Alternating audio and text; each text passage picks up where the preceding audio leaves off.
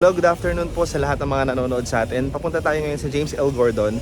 At eto, pupuntahan natin si Saijan na may sakit na meningitis na nangangailangan ng tulong. So, tinap po nila ako sa DJ Elmo sa 97.5.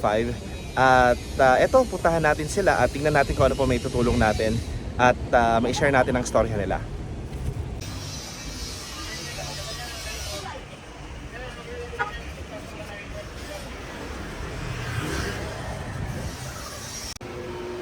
Hello po.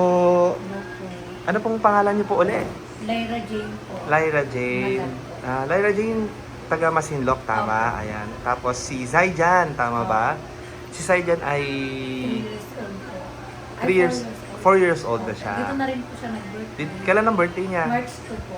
March 2 dito ng birthday si Saijan. So si Saijan po, ano po yung kanyang karamdaman po ngayon? Na-diagnose po siya na may TB meningitis po versus bacterial meningitis and severe hydrocephalus po. Okay. Stage 4. Stage 4 na, okay. So ilang buwan na kayo nandito? 4 months na po kami dito. 4 months. Opo. So ganun nakatagal, ano? Opo. So, Na-operahan po siya sa ulo. Saan siya naoperahan po? Dito po sa ulo po. Sinan po siya. Ah, Kasi po hindi na po tumitigil yung pag-session po. nagsi-seizure siya. Opo, halos magdamag po. Okay. So, 4 na buwan na kayo nandito ngayon. Taga Masinloc pa kayo. Tapos, Siya po kasi is nagmula lang po sa lagnat, ubo, sipon hanggang sa pina-check po namin siya sa Candelaria. Hindi pa rin po siya na-detect kung ano po yung sakit niya hanggang sa lumala po yung sakit niya hanggang sa dumating po na naging stage 4 na po yung sakit po niya. At hindi na po tumitigil yung pagsisession niya hanggang sa naging critical po siya ng paulit-ulit. Hanggang sa po may isang tao po na gusto pong ma-save po yung buhay niya. Tinulungan po siya para matungkulan po sa ulo. mhm.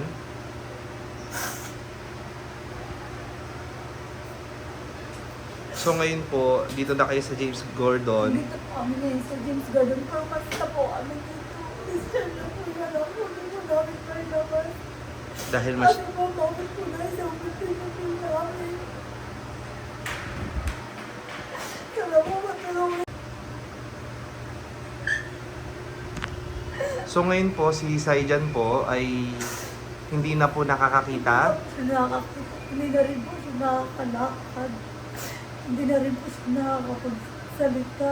Mhm. Kasi kami po nangangailangan ng tulong dahil po yung anak ko po, pinubuhan po siya ng paulit-ulit at nailagay po siya ng ICU dahil siya po ay nag-critical ng paulit-ulit. Sana po matulungan po kami dahil yung anak ko po, napakalaki po ng doctor's niya, mga bills po niya na dapat po mabayaran po namin para may labas po namin siya.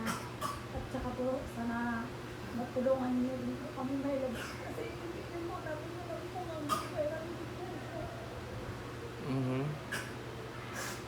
Dahil nasabi ko nila may limit na lang din siya. Kaya gusto rin pa namin siya lumasan. Gusto rin pa namin matulog siya kasama namin.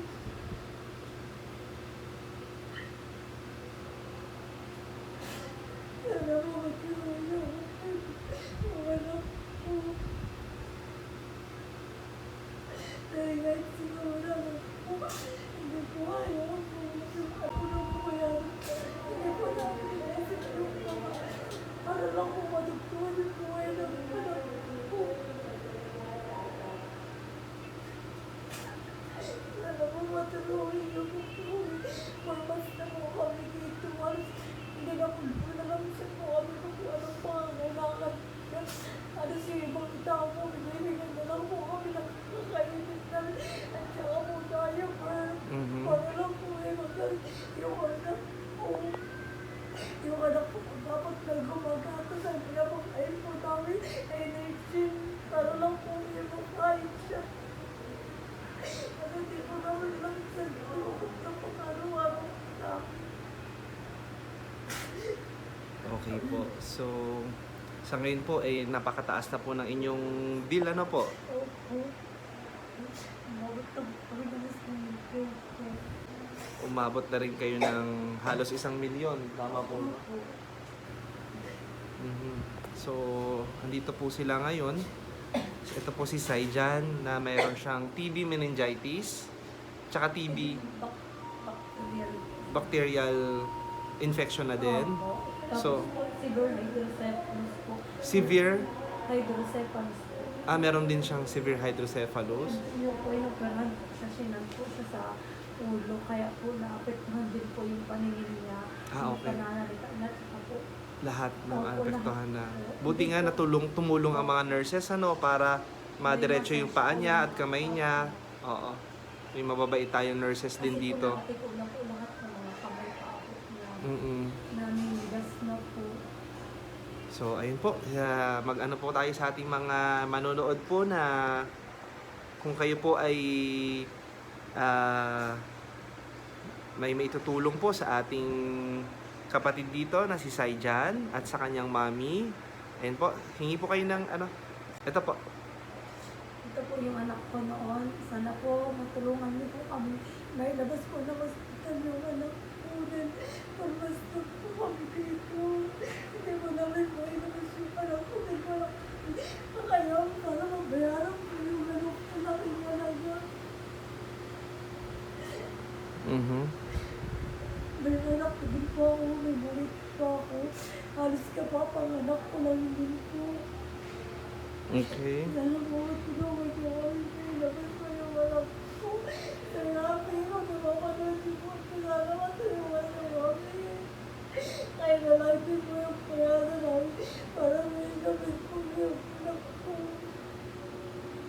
Ito po siya ngayon. Hindi na po siya nakakakita, nakakalakad, at nakakapagsalita. So, siyempre andito yung supportive mommy niya. Mama po ni ate. Apo. Ayan po. So,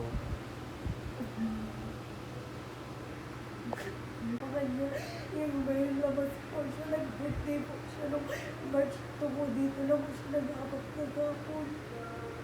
mhm.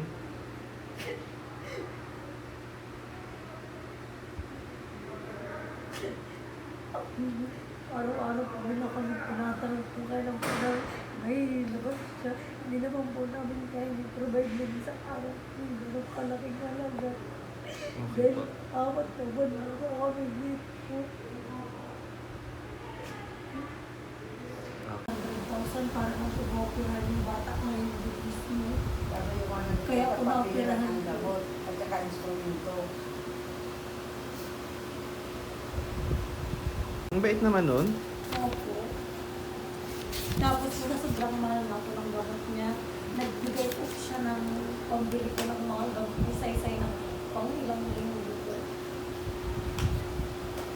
Ay tubo yan. Opo. Mula dito, kinubuhan siya. Hanggang dito po sa tiyan ko. Hanggang dito sa tiyan ang tubo. Opo. May tahi po siya dito. Ayan po. Okay. Para po i-connecta po sa pagtog niya. Para po maiihi niya lahat ng tubig na nag-drain po galing sa ulo ko. Mm-hmm. Para po hindi naghalaki yung ulo. Mm-hmm. Tapos nasira na rin po yung ano niya, kakatubo po sa kanya noon. Mm-hmm. Nasira na rin. Opo, nawalan na rin po ng ngipin.